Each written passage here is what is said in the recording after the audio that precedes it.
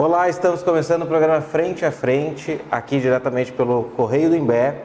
E hoje vamos entrevistar ele, que é empresário, político, já foi vereador, presidente da Câmara, vice-prefeito e prefeito de Tramandaí. Quem vai conversar com a gente aí sobre a política, sobre a atualidade, um pouco sobre como foi também a sua passagem pela gestão municipal aqui de Tramandaí, é o ex-prefeito Anderson Hofmeister.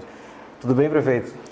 Tudo bem, uma satisfação estar conversando com você, com todos que estão seguindo a este programa de entrevista. É uma satisfação estar aqui. Prefeito, vamos começar puxando um pouquinho da sua história.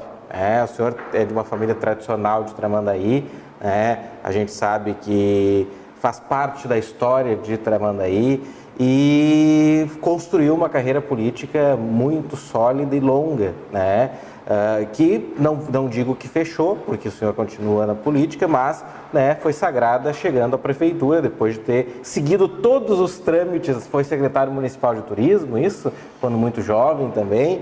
Eu gostaria então que o senhor, para começar, para quem não lhe conhece, até porque temos 100 mil seguidores e nem todos são de Tramandaí, pudesse saber um pouquinho da sua história. Olha, na verdade, essa é uma história longa que eu aqui tomo a liberdade de reportar. A nossa família veio para Tramandaí há mais de 100 anos atrás, O meu avô chegou aqui com apenas 18 anos de idade, um jovem, com o pai e a mãe, meus bisavós, e se instalaram num pequeno comércio, um armazém, na verdade, no bairro da Barra, onde, inclusive, nasceu meu pai. Passado algum tempo, veio para Tramandaí o início da vida escolar de Tramandaí. A primeira professora de Tramandaí foi a minha avó, a professora Abrilina. O meu avô, além das questões de atividades de comércio que teve na cidade em vários segmentos, ramo de bebidas, loja, posto de gasolina, fábrica de gelo, madeireira, representante de cervejaria, também em 1947 se elegeu vereador por Tramandaí, o primeiro vereador eleito em Tramandaí, no então município de Osório, pelo distrito de Tramandaí. Então se tem uma história consolidada nesta questão, porque a família participou diretamente do nascimento, da transformação de uma vila de pescadores em uma cidade. Então, quer na área do comércio, quer na área da educação e quer na área da política, e depois a sequência disto ainda veio porque a minha mãe foi professora, inclusive a professora que inaugurou o Instituto Barão e conseguiu criar o ensino médio em Tramandaí, também dando sequência a essa questão da área da educação. O pai também foi professor e secretário de turismo aqui por 15 anos de vários prefeitos na nossa cidade. Teve essa sequência, vamos lá, com a perda do meu avô em 1981, quando então eu e o meu falecido irmão tivemos que tomar a frente das nossas atividades comerciais. E também somos pioneiros nessa atividade comercial em todo o litoral do Rio Grande do Sul desde o tempo do avô. Este desenvolvimento veio de um momento de muita jovialidade, porque naquele momento eu tinha apenas 21 anos e o meu irmão tinha apenas 17, mas nós já tínhamos um segmento e uma participação também por parte do meu avô no ramo de comunicações. Nós representávamos aqui uma empresa chamada Litoral Comunicações, que prestava boletins informativos, principalmente durante o verão, mas também durante o inverno, mas durante o verão para 40 emissoras de rádio. O programa Farroupilha Chamando Atlântico Sul, que era um dos mais tradicionais do Rio Grande do Sul, onde começou como estagiário, por exemplo, hoje o principal locutor esportivo do Rio Grande do Sul, Pedro Ernesto Denardim, começou conosco aqui fazendo os boletins do Farroupilha Chamando Atlântico Sul. Meu irmão, como naquela época também, numa emissora recém-criada aqui em Osório, a Litoral FM, também passou a participar dessa questão. E com a perda dele em 1983, eu também acabei entrando para a Radiofusão. Trabalhei durante 15 anos na Rádio Osório e também participei como locutor e como diretor da antiga Litoral FM. Então há uma história significativa em toda esta questão.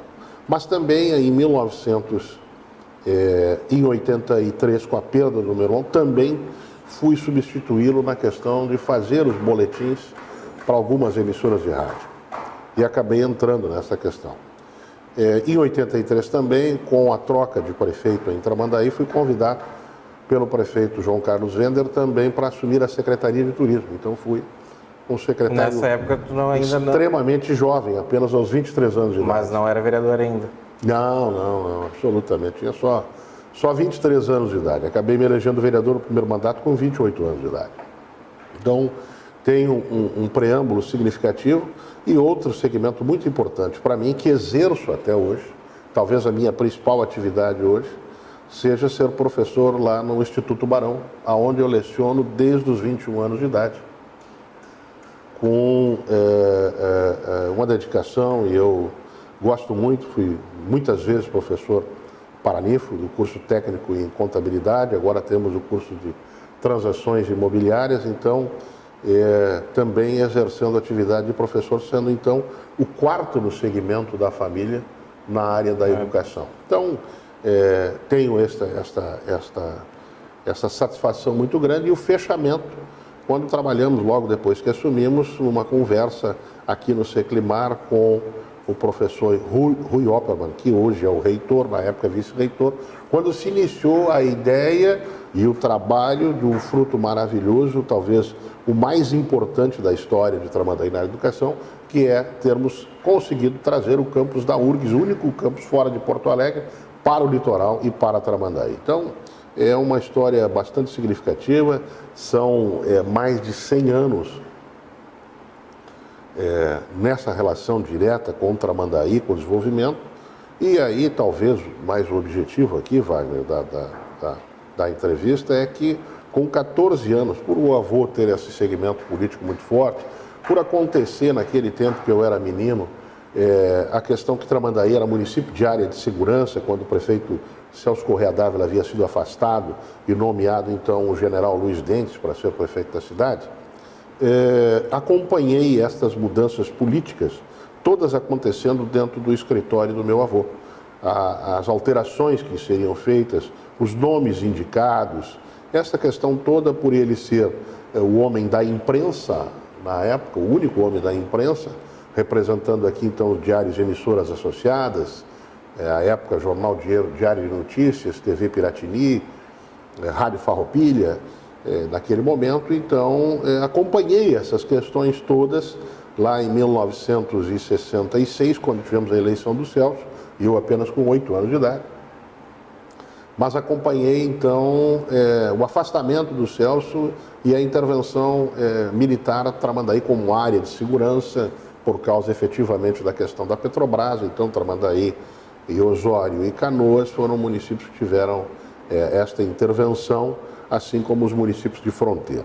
Então, é uma história bonita, significativa e que sempre nos enche de orgulho e de satisfação esta relação da minha família, que por parte do nosso segmento familiar é muito pequena, porque meu pai era filho único, teve alguns irmãos fora do casamento, mas do nosso segmento do grupo familiar, eu tinha apenas um irmão, perdi esse irmão aos 21 anos de idade, né?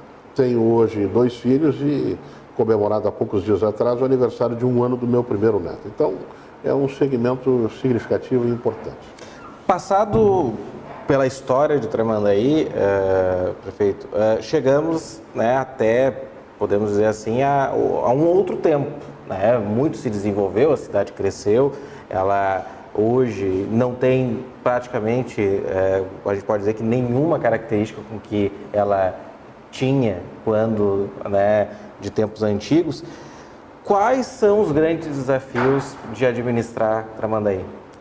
Na verdade, Tramandaí deixou de ser um balneário, né? Tramandaí era uma pequena cidade de verão, né? E eu aqui tenho que tomar a liberdade de fazer que nós temos um grande marco na mudança da história, não só de Tramandaí, mas do litoral.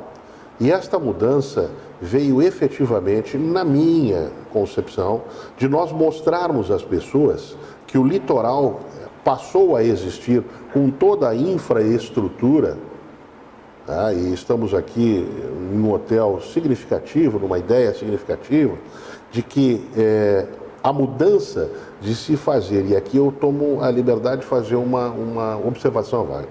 Nós somos muito bairristas no Rio Grande do Sul. Nós temos um conceito que, por exemplo, no Rio Grande do Sul, domingo, se a família tiver um momento financeiro de ter condições, todo domingo nós comemos churrasco. Esta é uma tradição no Rio Grande do Sul. Como também era uma tradição marcada muito forte de que verão é praia e inverno é serra. A Freeway, a construção da Freeway, a conclusão da obra em 1972, deu a oportunidade das pessoas de terem uma ligação fácil entre a grande Porto Alegre e o litoral. Tá? Então aqui observo, por exemplo, eu acho que nós estamos dezenas de anos atrás em turismo da Serra Gaúcha, mas estamos dezenas de anos à frente da Serra em rodovia. Isto é um grande facilitador. Tramandaí se assustou muito há anos atrás, por exemplo, quando se falava que seria duplicada a 101 até São Paulo, principalmente até Santa Catarina. A estrada foi duplicada, mas não mudou uma realidade que é Porto Alegre e Florianópolis continua sendo 450 quilômetros. Então são 900 quilômetros, fora o que se roda lá, é mais de 1.000 quilômetros. Ninguém faz isso todos os dias, ninguém faz isso todo final de semana. Então nós temos que acreditar que o desenvolvimento da nossa cidade, da nossa região, ele é possível. Mas o marco que fez com que as pessoas viessem efetivamente para Tramandaí e também para o litoral, na minha concepção, e reporto isso com grande força, foi efetivamente a criação por parte do então, e eu líder do governo, como vereador, do então prefeito Eliseu Padilha, que criou a Festa do Peixe. E o marco da criação da Festa do Peixe, de mostrar que em pleno mês de junho, pleno mês de julho, nós tínhamos restaurantes abertos, padarias abertas, açougues abertos, supermercado aberto, a infraestrutura da cidade toda aberta, e que a casa das pessoas e o apartamento das pessoas estava aqui em Tramandaí, mostrou para as pessoas que o inverno pode acontecer o ano todo. E estou me reportando a isto porque antes disso, lá em 83, 84, 85, trabalhei muito forte no turismo, assim como o meu pai tinha trabalhado. Mas as pessoas continuavam conservadoras, que verão é praia, inverno é serra. Não houve isso. Mas com o momento de mostrar, e principalmente tendo a participação da mídia, mostrando, convidando, e as pessoas vindo, e as reportagens posteriores a isto, nós fizemos acontecer. Aqui, Wagner, observo o seguinte: o meu último ano como prefeito, na Festa do Peixe nós vendemos 53 toneladas de tainha, apenas tainha assada. O Rio Grande do Sul, a tradição é o churrasco. Onde tem um churrasco que venda tanta carne como vende a Festa do Peixe? Então, este marco fez com que as pessoas, não só de Tramandaí, mas de Imbé, de Capão, de Cidreira, viessem para cá. E a posteriori a isto, se criou outros eventos em todo o litoral, como o balonismo, como a Festa do Sorvete, como anteriormente a Festa do Camarão em Cidreira, e assim por diante, se criou outros objetivos mostrando que nós estamos abertos, vivos e receptivos. Aí tivemos outro ponto positivo, o alargamento da autoestrada e também a colocação, que vai retornar, graças a Deus, novamente agora em janeiro, de uma concessionária que, se alguém furar um pneu, telefona e imediatamente o socorro chega sem perigo. Então, a diferença onde é que está? E aqui eu sou um pouco audacioso em fazer esta colocação.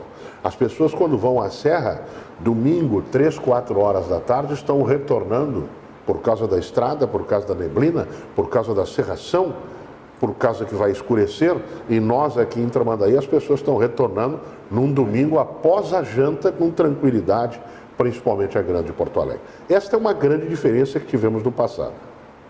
Agora nós temos que cada vez mais nos qualificar. O empreendedorismo é a chave desta questão.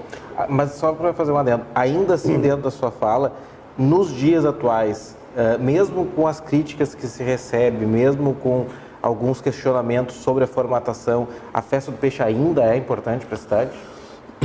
A festa ainda é, porque ela gera de 1.000 a 1.500 empregos direto ou indireto. Agora, tomo aqui de forma crítica construtiva, nós não vamos fazer a festa forte sem termos uma fortíssima divulgação da festa. As pessoas não lembram da festa só porque ela tem uma tradição aí de quase 30 anos. Não. As pessoas precisam efetivamente, através dos veículos de comunicação, de todos os segmentos, de todas as formas, serem lembradas que a festa acontece. E que a festa efetivamente também tem os atrativos necessários. Porque não é por nada que Gramado está superlotada desde agora até depois do Natal. O Natal Luz em Gramado acontece inclusive pós-Natal. Ou seja, o chamamento, a forma de chamar as pessoas, os atrativos que ali são colocados, são efetivamente o grande detalhamento para o sucesso, para a manutenção e para a ampliação desta grande festa. Porque se nós formos reportar a esta maneira, Wagner, eu tomo a liberdade de dizer que o verão aqui em Tramandaí antigamente era de 60 dias e hoje ele está resumido a 20 dias, porque hoje as pessoas praticamente não permanecem na praia durante a semana. Então nós temos que buscar atrativos para isso, e eu talvez tenha aqui um exemplo que tomei a liberdade de fazê-lo lá em 1985, quando em plena quarta-feira à noite nós trouxemos um grupo de tradicionalismo que estava estourando no Rio Grande do Sul, na época, um grupo sozinho à noite no Gigantinho, em plena quarta-feira, e nós colocamos naquela quarta-feira 6.000 pessoas à noite no Gigantinho. Porque a quarta-feira à noite, em todo o litoral, a única coisa que acontece é a rotina, apenas a rotina. Trouxemos um grande show com um patrocinador e 6.000 pessoas saíram de casa. Deixaram de ficar no convívio familiar, deixaram de olhar televisão, deixaram muitas vezes de jogar carta, etc., essas tradições que os veranistas têm, para ir a um show no Gigantinho. Então nós temos que buscar mecanismos, alavancas que despertem efetivamente a lembrança, a curiosidade, a relembrança, mas a persistência de cativar as pessoas. Prefeito, passando da área do turismo agora para uma área importante também, que é a questão da saúde no município. O senhor foi o prefeito que teve o desafio de manter o hospital de Tramandaí aberto, né, no momento em que a Ubra deixava a administração do hospital, havia a iminência do fechamento, a gente sabe de todo o trabalho que foi realizado e os tempos andaram de lá para cá. Mas ainda assim o hospital continua com problemas, claro que está aberto, mas é recorrente se busca auxílio ao hospital. A administração do hospital continua por diversas vezes falando que não consegue equiparar a despesa com receita. O senhor ainda acredita que existe a possibilidade de um fechamento desse hospital, ou que essa possibilidade já não mais existe para o município de Tramandaí, que não só na sua baixa temporada hoje tem um número expressivo, mas que em alta temporada aumenta o número ainda mais de pessoas que utilizam do sistema de saúde da cidade? Eu poderia falar todo o programa só sobre a questão do hospital. O hospital, na verdade, a comunidade, eu não quero aqui pormenorizar e entrar e achar culpados, mas houve um erro lá atrás quando o hospital foi transferida a posse, a propriedade do hospital para a Ubra. Então, a comunidade não sabia disso, ninguém sabia disso, nem os ex-prefeitos sabiam disso, nem eu, como era prefeito na época, sabia disso. Sou tomado de surpresa quando é comunicado que dentro de 10 dias será leiloado o hospital. Por quê? Porque o hospital estava de posse da Ubra, a Ubra teve sérias dificuldades e uma das dívidas da Ubra era em fundo de garantia a todos os professores, funcionários da Ubra em todo o Brasil. Muito bem. Naquele momento tivemos que recorrer à Justiça do Trabalho, que conseguimos mais uma semana para esta questão de não ser leiloado o hospital, e procuramos então o Procurador-Geral da República, Dr. Luiz Adams, que é gaúcho, que sensibilizado com esta questão, a União assumiu este ônus do fundo de garantia dos funcionários e o hospital passou a ser posse efetiva do governo federal. O prédio, o terreno pertence à União. Nós conseguimos, para a prefeitura, que também não teria condições de bancar sozinha, transferir o hospital efetivamente para o governo do Estado, a administração do governo do Estado, através de uma pessoa que foi incansável nesse sentido, que é o deputado Ciro Simone, que conseguiu nos auxiliar nisto, além do Procurador-Geral da República, Luiz Adams. O hospital, então, fez uma transação fantástica, que é o que raramente existe, uma transferência de administração de porta aberta. A Ubra saiu à meia-noite e a Fundação Getúlio Vargas entrou à 00:01, mantendo os funcionários do hospital. O hospital, portanto, hoje é uma responsabilidade de todos nós, mas fundamentalmente da União e do governo do Estado. Agora, o que nós temos que dizer aqui, entre os 20 e tantos municípios que nós temos na nossa região, é que hoje tem hospital em Tramandaí, Osório, Santo Antônio, Capão e Torres. Palmares do Sul. Agora, só temos UTI, a maior delas em Tramandaí, que é maior que soma-se a de Capão e a de Torres, porque tem 10 leitos fechados. Senão seria 20 leitos adultos e 10 neonatal. Então, a estrutura do maior hospital da região, e quando eu digo Tramandaí, e na minha gestão foi quando mais se injetou dinheiro no hospital. Agora, o problema é que os outros municípios não ajudam. Então, muitos municípios da região conseguem fazer uma ótima saúde, porque todo ano compram uma ambulância nova e esta ambulância transfere este paciente para Tramandaí, para Porto Alegre, transferindo o problema.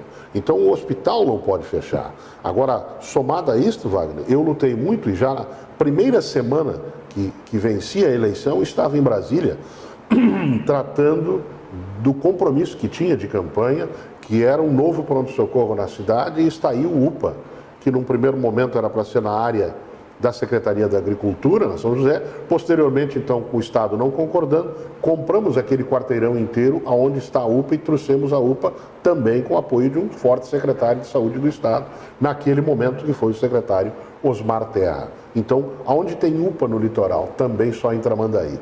Então, fizemos naquele momento, na nossa gestão, alavancas extremamente importantes que foram manter o hospital. Veja bem, se eu for falar aqui, foram fechados 6 hospitais em Porto Alegre. Ontem foi inaugurado, essa semana passada inaugurado, o Hospital Santana. Mas fecharam Maia Filho, Lazaroto, Ipiranga, o Hospital... bom, não lembro o nome. O Hospital Santo Antônio, da Criança Santo Antônio, foi transferido lá para o complexo da Santa Casa, mas está lá o antigo Hospital Santo Antônio, no bairro Floresta, fechado, que poderia ser, por exemplo, um hospital geriátrico. Então, nesses últimos 40 anos, foram construídos 2, 3 hospitais novos no Rio Grande do Sul. 2, 3 hospitais novos no Rio Grande do Sul, mas fecharam dezenas deles. Hoje a UPA não comportaria mesmo com o hospital fechado. Veja bem, nós teremos um quebra, e foi o que eu justifiquei ao Procurador-Geral da República, Luiz Adams, se o Hospital de Tramandaí fechar, a saúde do litoral quebra. Vamos pegar o exemplo do Hospital de Osório, que teve um pequeno incêndio, ficou fechado 2 anos. Um pequeno incêndio, ficou fechado 2 anos. Tramandaí teve que suportar, Capão teve que suportar e assim por diante. Então, é um sobrepeso muito grande. Temos que fazer toda essa gestão. Acho que nisso, por exemplo, a atual gestão agora está colaborando com isso. O deputado Gabriel tem colaborado com isso, lutado nesta questão, representando a região. Então, o esforço de todos é extremamente necessário. Não é importante, é necessário. Nós estamos aqui com o prefeito Anderson Hofmeister, no programa Frente a Frente de hoje. Vamos para um rápido intervalo comercial e voltamos no segundo bloco, ao qual nós vamos falar agora também da política municipal e também um pouco sobre qual é a visão do prefeito em relação aos rumos que a cidade de Tramandaí vem tomando nos últimos tempos. Fique de olho, Frente a Frente, no Correio da Embé. E vai na fé, aposta nela que ela é uma boa menina. Vamos pular a parte que eu peço aquele vinho do bom. A taça não merece tirar seu batom. Deixa comigo que pra isso eu tenho dom. Vamos pular a parte...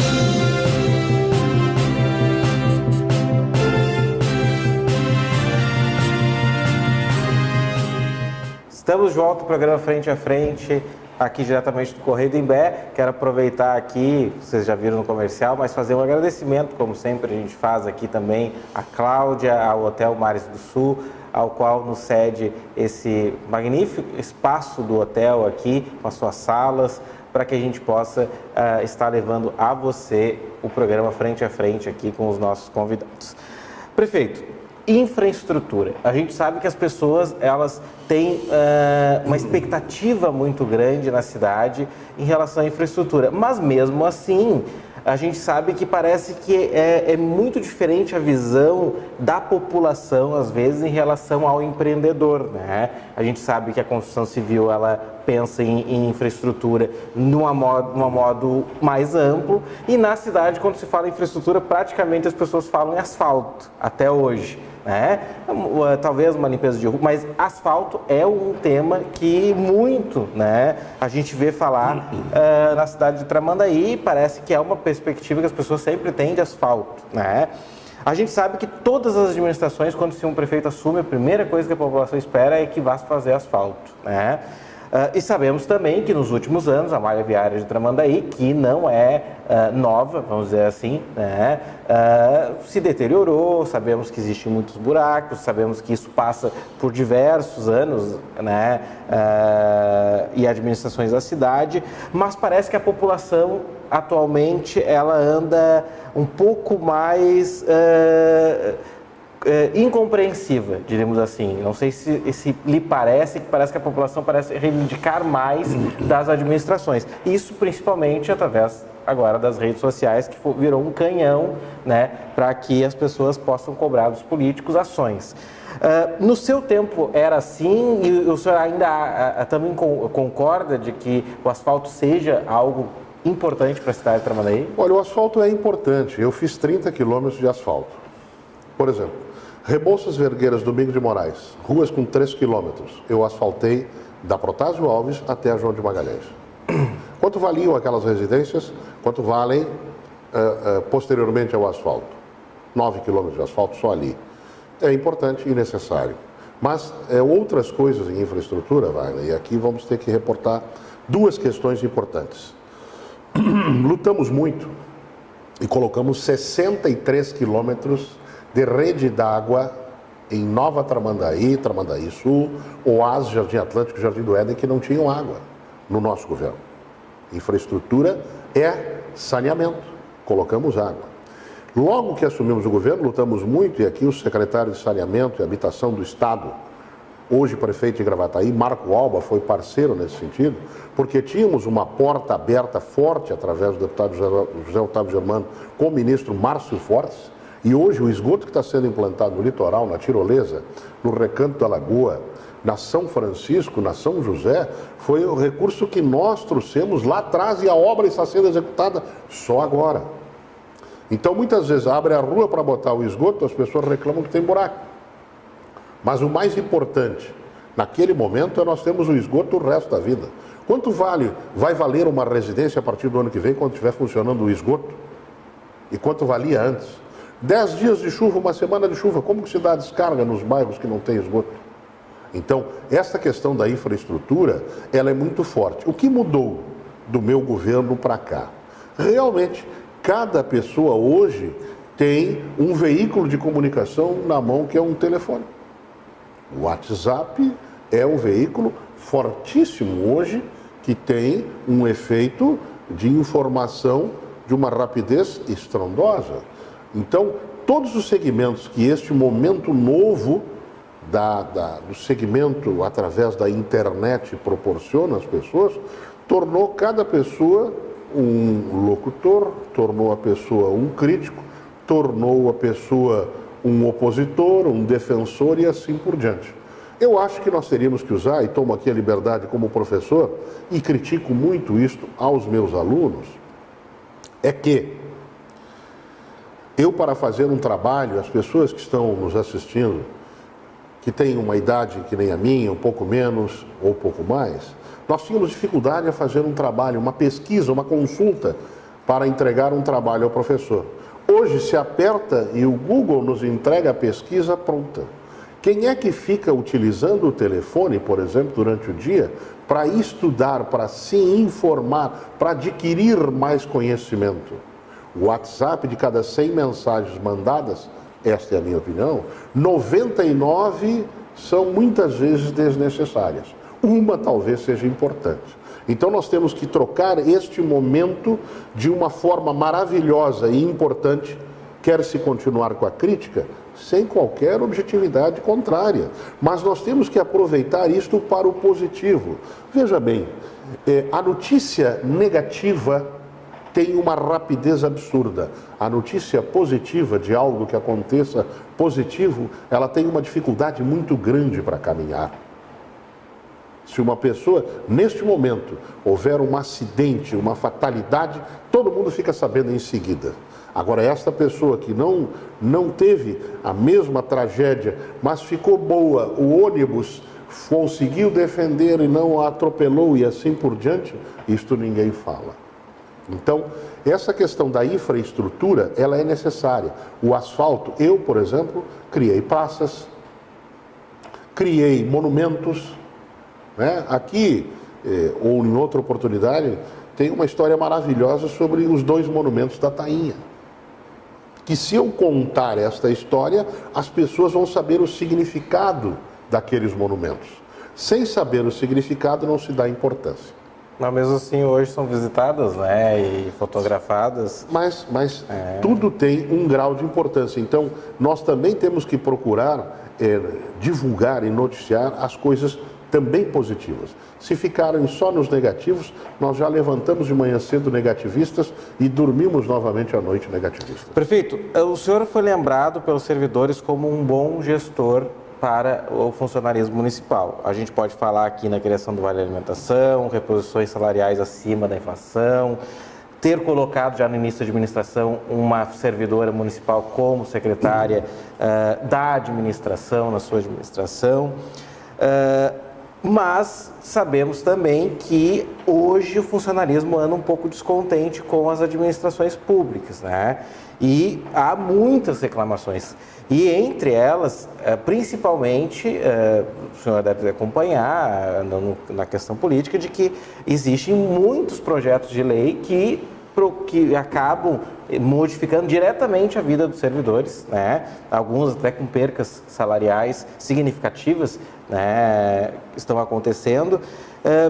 Como é para o senhor, que o senhor avalia a relação do político com o funcionário público municipal e como vê a comparação da sua gestão, da forma que foi tratado essa categoria? O servidor público é sempre objetiva e digo isto que é positivo, receber mais. Mas eu também preciso aqui salientar que tem que haver a contrapartida do trabalho também. Tá? Então vamos lá, fomos o prefeito que deu a maior reposição e os maiores aumentos da história da prefeitura. O prefeito que criou o cartão alimentação, que hoje está em R$480, que isto representa quase R$6.000 e, portanto, representa para os trabalhadores básicos da prefeitura, representa 14º, 15º, 16º salários. No mínimo 3 salários a mais por ano com o cartão alimentação.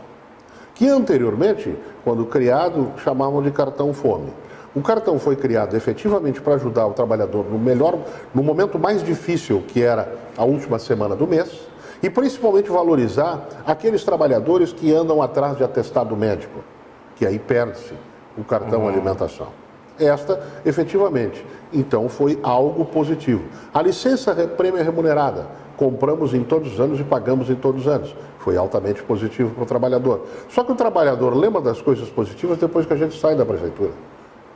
Então, eu, na verdade, cumpri a minha função, talvez eu tenha feito pouca política. Eu fiz muita gestão. Agora, eu já fui prefeito, já passou. Então não adianta o servidor achar que eu sou o prefeito, porque eu já fui o prefeito. Eu não vou voltar à prefeitura.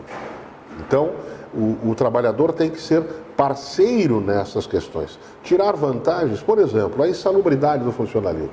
Eu respondo por isto, sou processado por isto, Tenho que indenizar a isto e quem recebeu foi ele. E os ex-prefeitos também. O prefeito Galto tirou. Talvez tenha falhado na comunicação de antecipar e como se dizer isto e por que vai acontecer. Ou talvez a mesma questão com relação aos quiosques da beira da praia. Se trabalharmos com diálogo efetivo com os vereadores, independente de divergência política, mas mostrarmos e cumprirmos as necessidades, por exemplo, tinha que arrancar o alicerce do antigo Panorama. Para mim, eu acho um absurdo. Quanto custou aos cofres públicos? Mas era uma decisão federal que tinha que ter sido feita, não tinha como não ser cumprida. Este processo começou comigo, andou durante a gestão do prefeito Edgar e teve que ser cumprido na gestão do prefeito Gal. Então, é difícil essa questão do funcionalismo? É difícil. Muitas questões tem, mas eu acho que tudo tem que ser através do diálogo. Agora, esta questão de incorporar vantagens, nós temos que olhar o que está correto, o que está devidamente lícito e o que é devidamente possível. Querer receber mais, todo mundo quer. Isto não tem como não fazer esta matemática. Agora, esta relação hoje em dia, ela cada vez mais, pela comunicação e pelo efeito de um procurar informar ao outro, também tem o lado negativo dessa questão, que possa também ter o lado positivo disso. Nós temos que ver o momento, mas ele sempre será através do diálogo. Qual é a sua relação hoje com o prefeito Galto? Sou amigo do prefeito, sou companheiro de partido com o prefeito, não sou governante. Não participo do governo. Não participo do governo. Como cidadão, como o senhor avalia o governo até agora? O governo Galto começou com muita dificuldade, em primeiro lugar. Segundo lugar, aqui tomo a liberdade de dizer que só quem foi prefeito, sabe a dificuldade que é ser prefeito. Eu me preparei muito para ser prefeito, mas se pudesse voltar no tempo, faria muitas coisas diferentes. Então, é muito difícil, mesmo tendo ser muito bem preparado. Por exemplo, o prefeito Rapac foi o prefeito, mais vezes foi prefeito de Tramandaí. Mas os únicos que foram secretários municipais, vereador, presidente da Câmara, vice-prefeito e prefeito, fui eu e o prefeito Osmani Barbosa. Quantos vice-prefeitos conseguiram ser prefeitos? Só eu e o Osmani Barbosa. Então, talvez nós dois fomos os que mais nos preparamos para isso. Agora, ou aprendemos essa questão. Eu, por exemplo, na gestão Rapac, fui secretário de Educação como vice-prefeito. Num momento extremamente difícil da gestão do prefeito Rapac, que era a questão da merenda escolar. E saí da Secretaria de Educação porque queria sair, porque o prefeito me deu essa liberdade, porque fizemos um ótimo trabalho de corrigir o que estava errado com relação a termos um almoxerifado só para merenda, a termos um almoxerifado em cada escola, os produtos serem entregues com veículo refrigerado, haver uma dura fiscalização na entrega dos bens. Eu, de secretário de Educação, que muitos diziam que ali seria o meu naufrágio político, saí eleito prefeito da cidade, somando os outros 3 adversários, claro, numa ampla coligação, mas somamos os outros 3 adversários, sobrou 500 votos, e dos 11 vereadores eleitos, a nossa coligação elegeu 9. Então, era um momento, talvez, de muito diálogo. Eu acho que o futuro deste país hoje está provado com a eleição hoje do presidente da República, que hoje o processo político mudou. Então, ter-se só grandes coligações, grandes partidos, etc. Já havia uma sinalização disso com o prefeito eleito em Caxias do Sul, que com 2 partidos numa coligação venceu o ex-prefeito com 21 partidos na coligação, estando no governo e tendo elegido apenas um vereador. E a outra chapa que perdeu a eleição elegeu os 20 vereadores de Caxias do Sul, os outros. Então, a gente tem que entender que o processo está mudando. Como vai se fazer isso? Olha, particularmente, eu passo estudando, ouvindo, leio todos os dias para entender essas mudanças. Tenho uma boa relação com o prefeito Galto, assim como tenho com todos os prefeitos de Tramandaí. Porque acho que o respeito é extremamente importante e necessário. Mas a minha participação no governo, se o prefeito quiser alguma opinião minha, eu estou sempre à sua disposição. Agora, raramente vou à prefeitura, do prefeito Galto ter assumido até hoje, fui 10 vezes à prefeitura, tratar de assuntos meus, tratar de questões, ou em algum momento que o prefeito tenha me convidado para falar. O senhor fala em relação à questão da Câmara de Vereadores ali, até a sua atuação é muito lembrada como um parlamentar muito, como posso dizer assim, se pode dizer que há um modelo de parlamentar, o senhor foi pela relação que o senhor teve com os executivos, pela sua atuação na Câmara. Quando foi prefeito, teve uma relação muito boa com a Câmara de Vereadores também.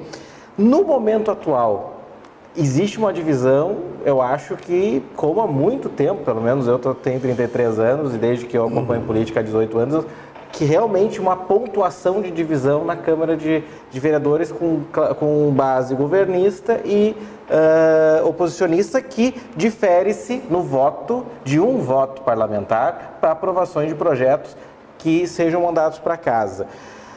E a relação da Câmara com o Executivo, quando se fala, não é das melhores, não foi construída a melhor relação.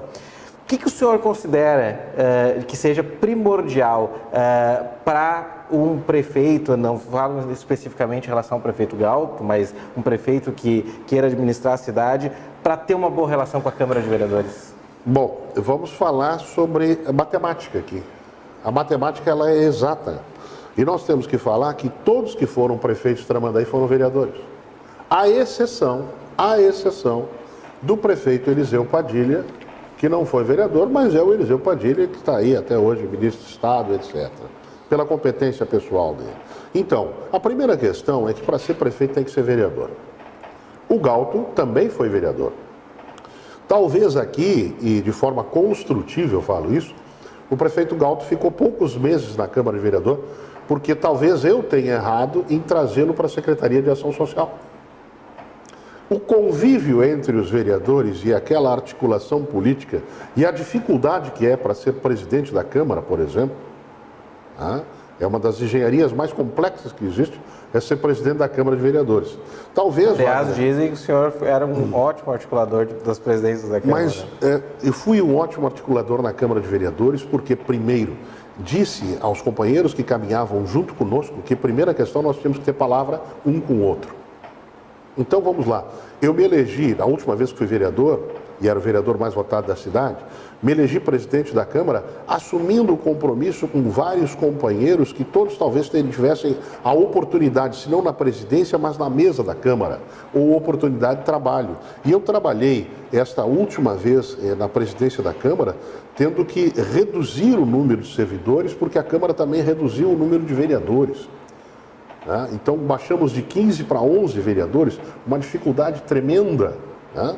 Mas assumimos o compromisso. Eu, por exemplo, fui candidato a prefeito, numa eleição a prefeito que não venci, que no último ano eu havia dado a palavra ao vereador, hoje vereador, depois acabou sendo meu vice-prefeito, que no último ano da nossa gestão como vereadores, o vereador Juarez Marcos de Souza seria presidente da Câmara. E eu era candidato a prefeito e o prefeito Osmani me chamou à prefeitura e disse: vereador, o senhor tem 4 votos da sua coligação, eu tenho 4 votos na sua coligação, o senhor é o presidente da Câmara de Vereadores, ou quem o senhor quiser indicar.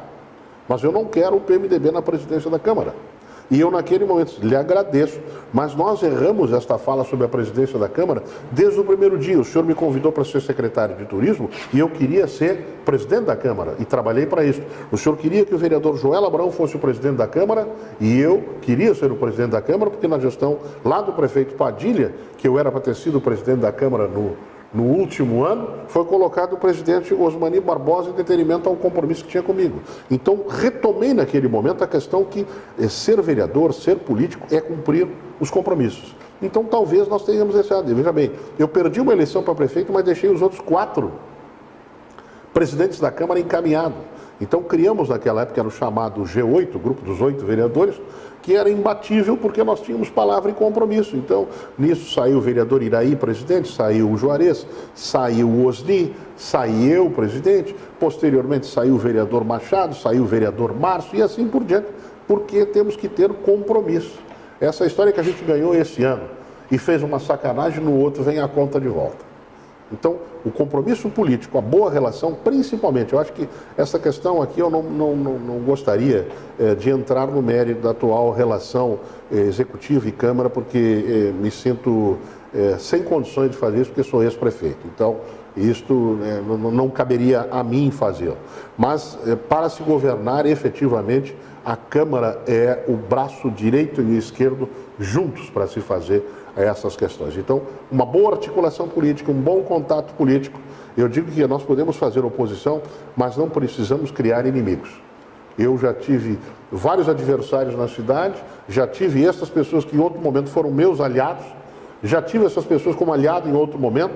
Então, política, a gente tem que saber que o mundo gira, a política gira e as coisas acontecem. Então, não pode se ter uma má articulação nisso, porque inclusive as pesquisas erram.